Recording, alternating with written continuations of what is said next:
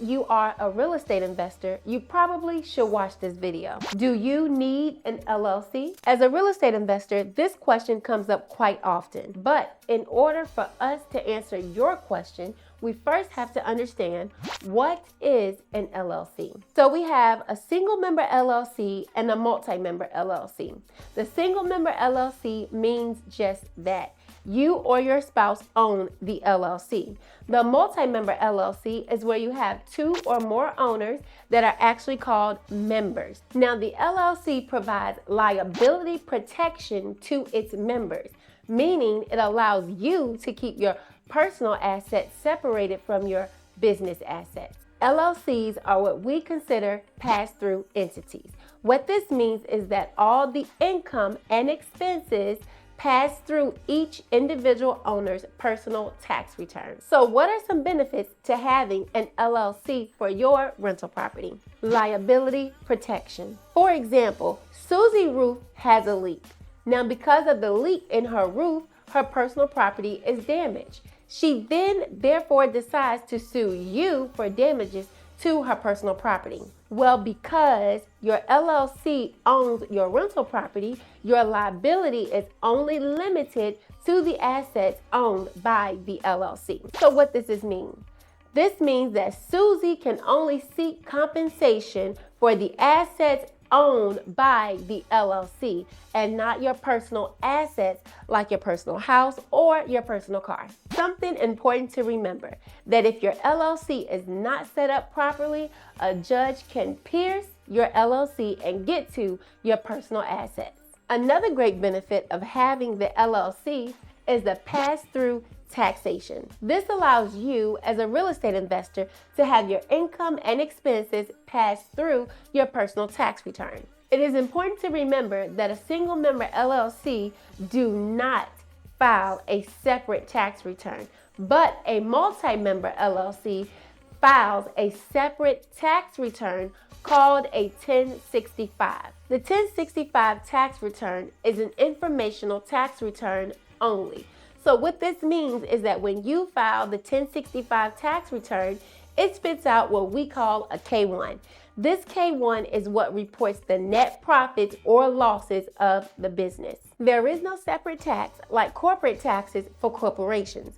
The 1065 return for multi-member LLCs are due by March the 15th of each year.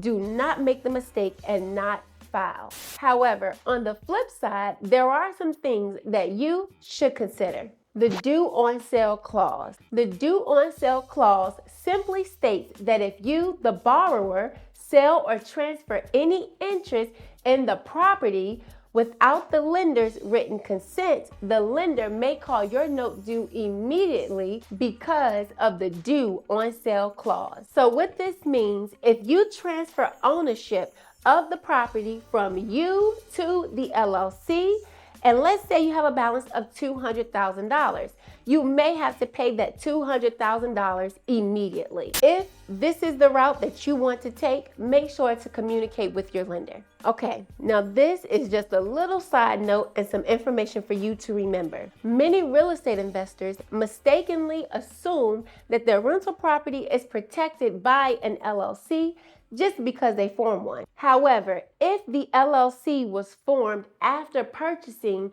the rental property and the deed was not transferred, then the property remains owned by them personally. In such cases, the LLC may not offer the intended liability protection. If you are finding any value in this video, please let me know in the comments and like and subscribe. Another disadvantage: financing and funding.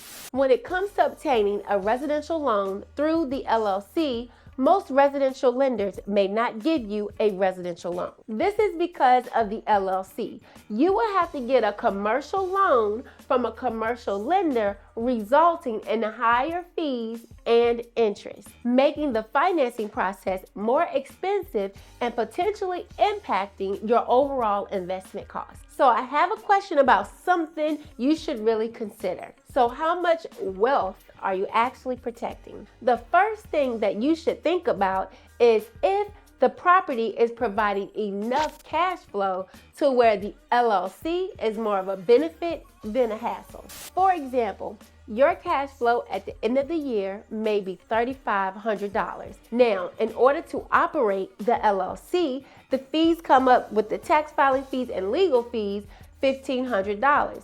Now, afterwards, your cash flow is $2,000. As you can see, this affects your cash flow. Now, you may have a property that has a cash flow at the end of the year of $25,000. As you can see, this does not affect your cash flow too much. So this brings us back to your initial question.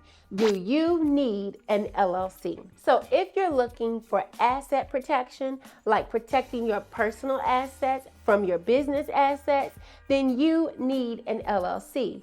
If you have no assets to protect, then you may not need an LLC. So what do you think? Do you need an LLC? Let me know in the comments. If you like this video, like, comment, and subscribe. From Everlife Accounting Group, my name is Karina, and thank you for tuning in to another episode of Financial Sense.